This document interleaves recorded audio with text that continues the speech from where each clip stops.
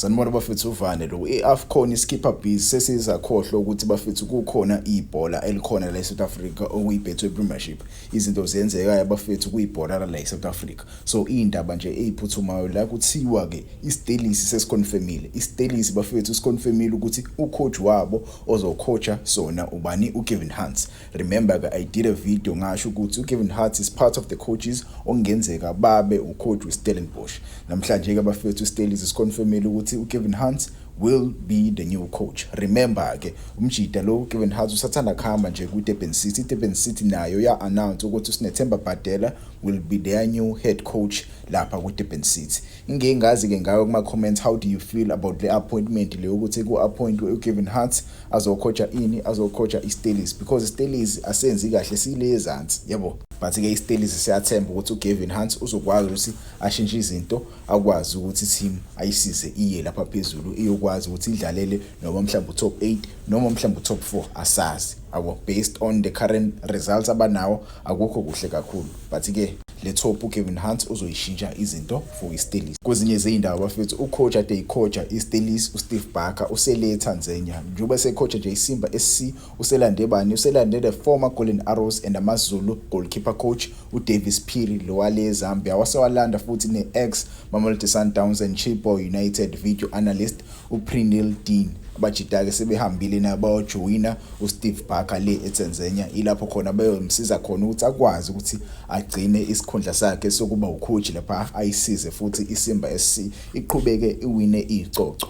Kwezinye izindaba esizwile bafethu ukuthi iMamelodi Sundowns isibeke phansi offer yokusayina umdlali odlala le phesheya bafethu obedlalela iStelisi uAntonio van Wyk. Remember uAntonio van Wyk usathana khamba nje ubedlala le phesheya yodlala le club le kuthiwa iSV Red.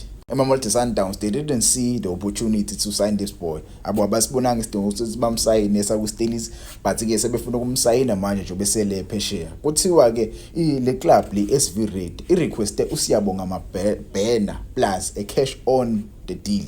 Yabo, so kungenzeka kushawe iswap, yabo, kungenza nje kushawe iswap, bathatha uSiyabonga Mabhena le team le masebefaka imali ngaphezulu masebemnikeza uAntonio van Wyk. Antonio van Wyk ke bafethu umdlali wangempela lo uyakwazi ukudlala lo mjida lo usayintwana futhi nayo Antonio van Wyk. But ke ngingazi wena ungangitshela ama comments, do you think iMamelodi Sundowns yenza ubulungiso ukuthi bahambise umfana uMabhena ayephesheya? But ke it's a good thing for uMabhena because uzobe uyodlala le eNetherlands, ube uyodlala eEurope. Yabo le club le idlalelo lo mjida lo Antonio van Wyk, iclub le idlalelo uYusuf Maart, yabo. So ngingazi bafethu ngangitshela ama comments, do you think it's fair ukuthi uMabhena ayishiya iMamelodi Sundowns? For me, I think it's a good opportunity for the young boy, because looking at the current squad yeMamelodi Sundowns, I don't think it will be possible for him to get a game time, because umjida vele ungajwayele ukuyithola game time kuMamelodi Sundowns. So it's better for him to go overseas and try to progress and try to build himself, yabo, ayidevelop umjida abe ulomdlali lo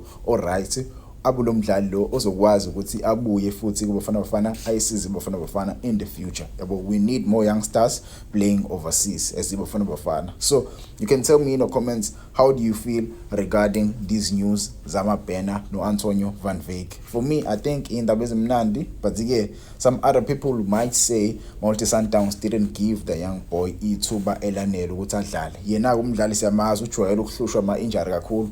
Even right now umjida ubesasanda kuhlushwa nje injury engekho mnandi kakhulu edlala neDDC, yabo. So iMamelodi Sundowns ayimdlali esingaleyo ndlela, but ke wena you can tell